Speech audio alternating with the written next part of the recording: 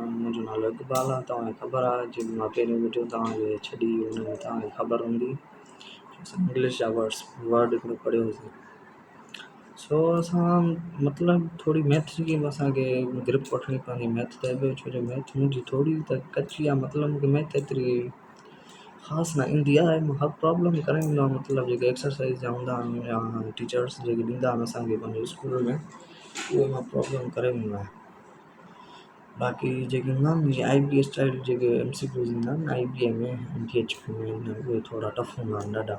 सो हुनजी हींअर असां थोरी ग्रिप वठंदुसि। जीअं एज जा प्रॉब्लम्स थिया, वर्ड प्रॉब्लम्स ते डेली हिकिड़ो ॿ 3 प्रॉब्लम 5 प्रॉब्लम सॉल्व कंदासीं न, इंशाअल्लाह असां सक्सेस करे वठंदासीं त MTHP मिली वेंदी। बट थोरो मूंखे गाइड कजो तव्हां बि, मां तव्हांखे गाइड कंदुसि।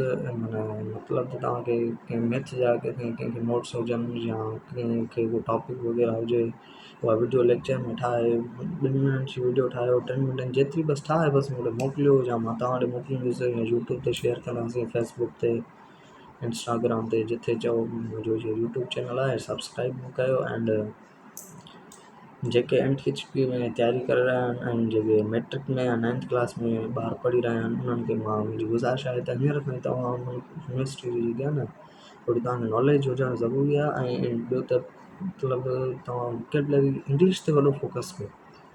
इंग्लिश मां जेतिरो ॾिठी आहे, साईं वारा चवंदा आहिनि न, इंग्लिश ते मतिलबु घणो फोकस कयो त बहितर आहे इंग्लिश। छो जो असांखे इंटीरियर्स में इंग्लिश पढ़ाईंदा आहिनि, जेके OA लेवल्स जा जेके स्टूडेंट्स हूंदा आहिनि, उहे असांखे इंग्लिश में असांखे मारींदा आहिनि। पोइ असांखे ईअं लॻंदो आहे हिन में कॉन्फिडेंस न आहे, बसि असां एतिरा होशियारु आहिनि। पर बि हू न आहिनि हूंदा एतिरा। इंटीरियर्स जा ॿार होशियारु आहिनि, पर हिननि जी थोरी इंग्लिश में हूंदी आहे न, उन्हनि में ग्रिप न आहिनि वठंदा इंग्लिश ते। मुंहिंजी इहा त इंग्लिश ते वठो ऐं मैथ खे पकड़ियो VIP। जेके बि इंजीनियरिंग साइड वञणु चाहिनि था, भई मेडिकल में मां कोन ॾिस, असां इंजीनियरिंग साइड वेंदासीं। Thank U.